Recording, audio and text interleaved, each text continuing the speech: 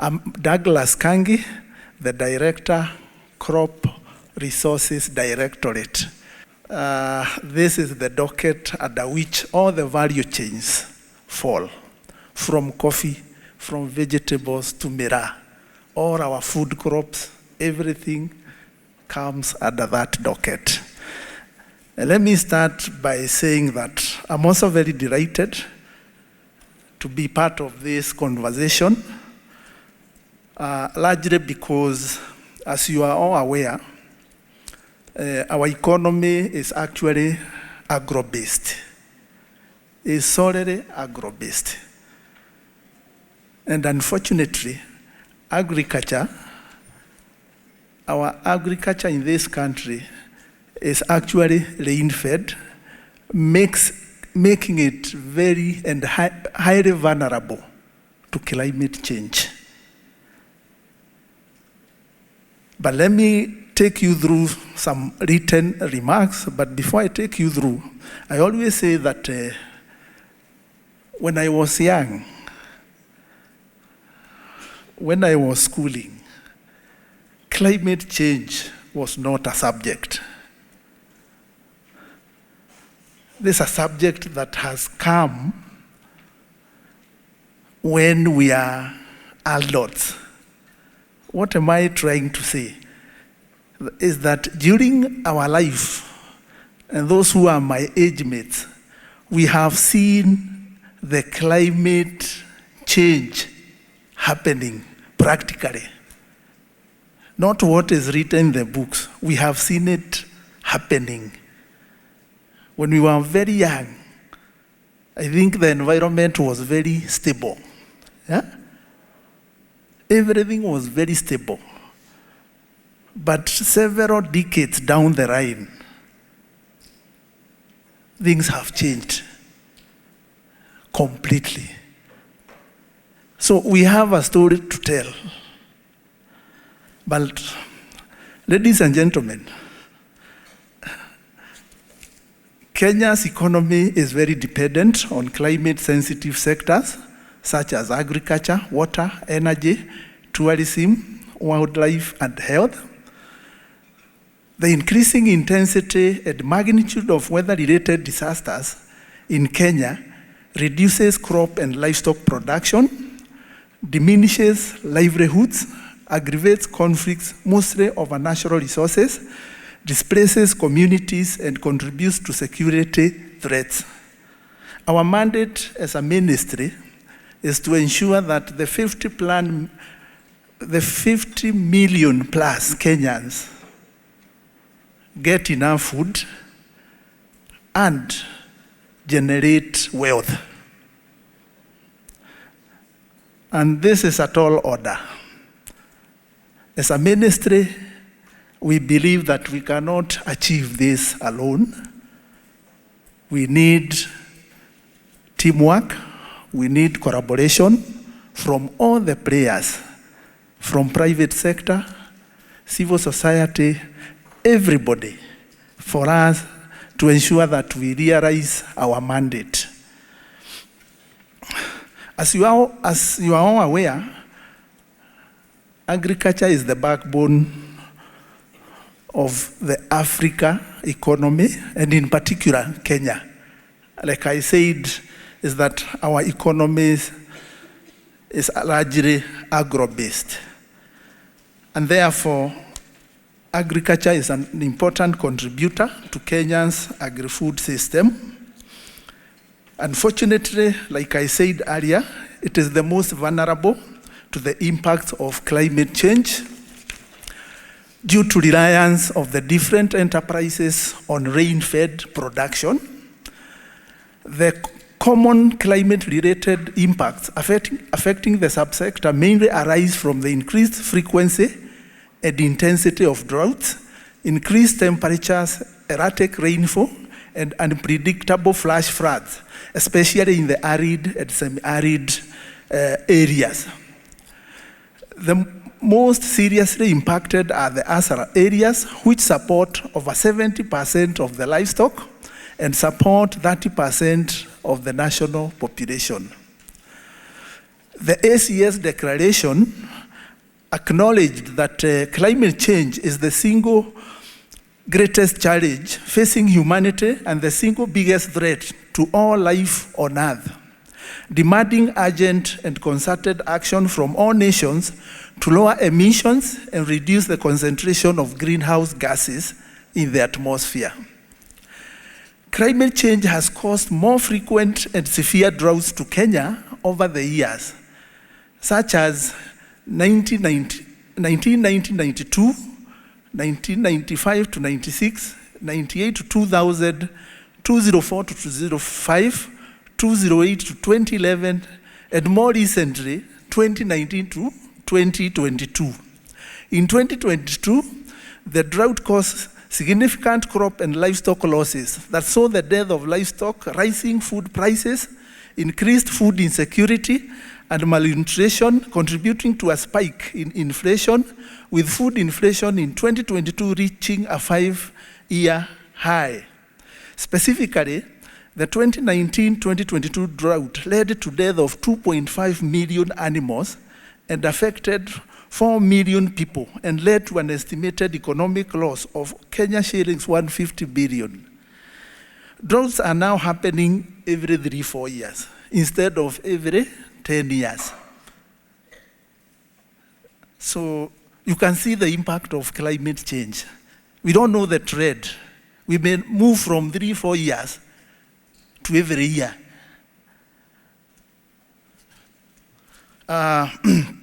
Climate change has introduced greater unpredictability in rainfall patterns, compounding the difficulties encountered by the agriculture sector and its contribution to food and nutrition security, the national economy, and the global sustainable development goals. Due to its importance to the national food and nutrition security, and in order to address the burden of climate-related impacts to the sector, the ministry has put in place policies, strategies, and interventions aligned both with national and sector climate change plans and strategies. In this regard, the ministry is implementing the agriculture sector transformation and growth strategy, and that is our overarching strategy as a ministry. And one of the outcome areas is to build resilience for 4 million most vulnerable Kenyans and another 1.4 million farmers in the ASAO areas. We are also implementing Kenya Climate Smart Agriculture Strategy and also Kenya Climate Smart Agriculture Implementation Framework. These are critical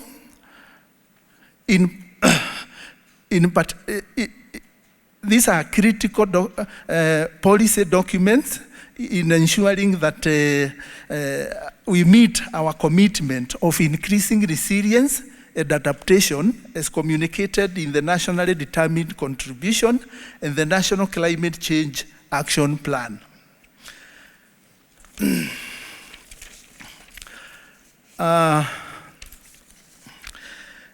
I note that the NDC and the NCCAP have set targets for the sector to support the triple wins of increasing productivity, enhancing resilience, and adaptation to climate impacts, and reducing emissions that contribute to global warming, and thus to global warming. Some of important climate actions for the sector that we are implementing as the ministry include enhancing the uptake of the climate smart agriculture technologies in both crop and livestock production systems, increasing crop productivity through promotion of irrigation, diversification of livelihoods to adjust to the changing climate, promoting adoption of sustainable land management practices. As you are aware, some of the agricultural practices that we promote contribute heavily to climate change. And therefore, we didn't have to promote sustainable practices. We are also promoting use of drought-tolerant varieties across all the value chains. And finally, we are also doing appropriate policy, strategy, and regulations that actually takes recognition of the climate change interventions. To ensure increased productivity, enhance resilience, and sustainable agri-food production, the ministry is also implementing so many programs and projects. Actually, I've looked at the program, and I think so I was just saying that we have a number of projects and programs we are implementing as a ministry, customized on building resilience, and other customized on building resilience to our youth and women. And there are quite a number, which, but I don't want to mention, there are quite a number, but we are getting a lot of support from our development partners, private sector, and even the government in the implementation of these programs and projects. I want to note that, again, that our food systems are continuously affected by changes in biodiversity, climate, and many other global phenomena. And during the UN Food System Summit that was convened in September 2021, which I believe some of you participated, 5 action tracks were prioritized during that Global Food System Summit. And I want to go through them one by one. The first one was to ensure access to safe and nutritious food for all. 2, shift to sustainable consumption patterns. 3, boost nature-positive production. 4, advance equitable livelihoods. 5, build resilience to vulnerabilities, shocks, and stress. And Kenya considered 5 action tracks and identified 4 interconnected pathways, which we are now actually implementing. The first pathway is to increase the number of young people and women with access to productive resources that they require to thrive in our food systems. The second one is to increase the uptake of digital agricultural solutions. The third one is to improve the diversity of diets, including fruits, vegetables, dairy, meat, and fish, and as well as grains. The fourth one is heighten climate action to build the resilience of our people.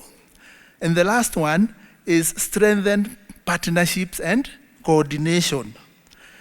It is envisaged that the development of the existing food system pathways and the action plans through knowledge co-creation, research and innovation, and information sharing among stakeholders will go a long way in enhancing food systems transformation efforts.